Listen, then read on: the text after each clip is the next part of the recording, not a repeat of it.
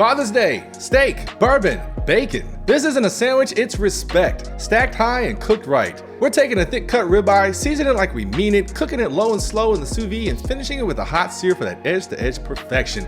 Oh, and let's not forget the butter basting and the bourbon pan sauce your father's doctor definitely won't. Stack it up with some crispy bacon, cheese, and a horseradish cream sauce that hits just right, and guess what? We just built the perfect sandwich to earn a nod, or maybe even a not bad. Courtesy of the toughest critic you know. What up, Pops? Alright, let's talk steak. Ribeye or New York strip, whatever you prefer. We're just looking for something that's around 1.5 inches thick. Why? Because thin steaks overcook fast. You want enough thickness so the inside stays tender while you build that crusty exterior. The Maillard reaction is what we're chasing, and that's a fancy name for steak smells good. Now let's season this thing up. I'm using Cattleman's Grill Roadhouse steak rub. It's got that classic savory steakhouse vibe without needing to overthink it. But if you don't have steak seasoning, no stress. Good old kosher salt and freshly cracked black pepper will never steer you wrong. And if you want a supermarket classic, Montreal steak seasoning by McCormick's is a solid move. It is built for beef. Now we can bag it up. I'm using a tablespoon of Wagyu beef tallow to boost the beefiness. It just melts into the steak while it cooks and gives you an even richer flavor. If you can't get your hands on tallow, butter works great too. It's the classic move and still gets you a juicy, buttery steak. And here's a little pro move for bagging. Fold down the top of your bag before you add any of the ingredients, and folding keeps the edges clean. And that matters because a clean edge equals a clean seal, and a clean seal equals no leaks in the sous vide bath. We're also going to add in some smashed garlic and a couple of sprigs of thyme. And once it's all in, unfold, seal it up, and drop it into a 129 Fahrenheit bath for a good 90 minutes to 2 hours. Think of it as sending your steaks to a spa where it comes out rested and glowing and ready to change your life. And quick little nerd break, you don't have to sous vide this, okay? If you want to go old school, you can just season your steak and go straight from the pan to the sandwich. It's 100% fine. But here's why I love sous videing. It's basically an insurance policy for expensive steak. Sous vide locks in the juices and gives you edge-to-edge perfection. The steak cooks evenly all the way through without the risk of overcooking the edges.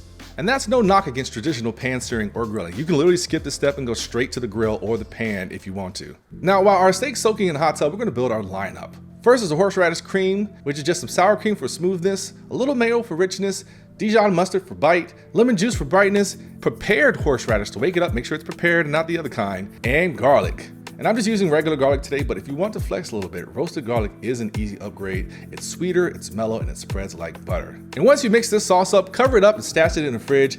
Keeps it tight and the flavors get time to become best friends. Next up is our herb oil. It's simple but effective. We've got some olive oil, some finely chopped parsley, some lemon zest, and a pinch of salt. Just that simple. It's fresh, it's clean, it wakes everything up without being loud about it. And no, you don't have to refrigerate this, so just leave it out at room temp and it'll stay ready. Next up, crispy bacon, but here's how you get it right. We're gonna start with the bacon in a cold pan. A cold start lets the fat render out slowly, and more fat means more crisp, and we're saving that fat to fry our shallots. Speaking of, let's slice some shallots super thin, I mean thinner than a bad excuse, and fry them in that bacon fat until they're golden and crispy. Get them out of the fat and onto some paper towels and salt them immediately because hot fat holds onto salt like a grudge.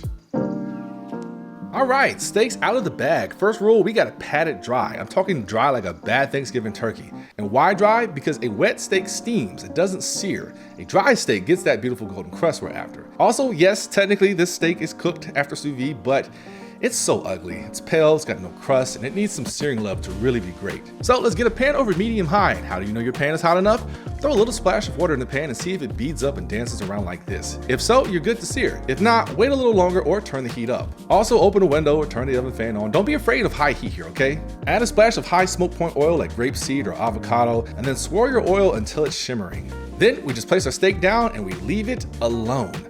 45 to 60 seconds untouched. Crust is born from patience. Then we flip, and that's when we can hit the steak with a classic butter base. So we're gonna throw in a big old knob of butter, a smashed garlic clove, a couple sprigs of thyme, a little Dijon mustard, and a splash of W sauce for that deep, beefy flavor. And then just tilt the pan a little bit towards you and spoon that buttery goodness over the steak again and again and again.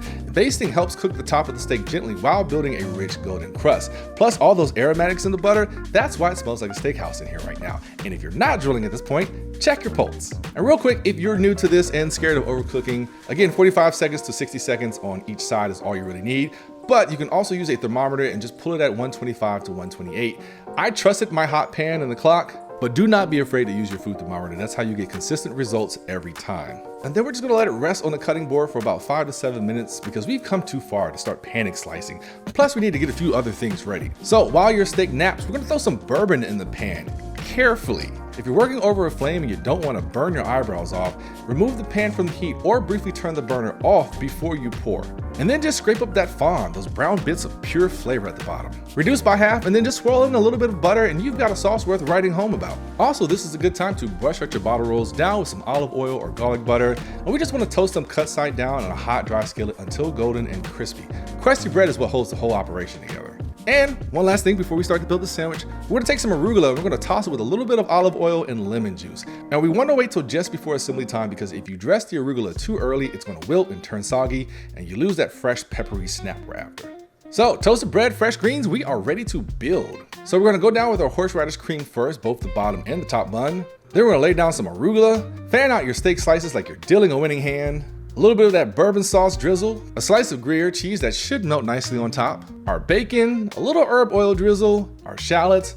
If you want to go crazy, you can put some lemon zest on top, or just crown it gently. This thing's already earned respect. Press it lightly, just enough to make it drip and remind everyone why we waited so long for this. Serve it with a classic old fashioned because what you're holding deserves something better than soda. And there you have it. Papa might have been a Rolling Stone, but even he would have stayed for a sandwich like this. And happy Father's Day to the ones who taught us discipline, flavor, and how to finish what we started. If you want to grab any of the gear I used today, the sous vide machine, the thermometer, my favorite skillet, all the links are down below. Those Amazon links help support the channel without costing you extra. And if you're vibing with the recipes and want to help keep them coming, you can check out the Patreon or join the YouTube membership crew.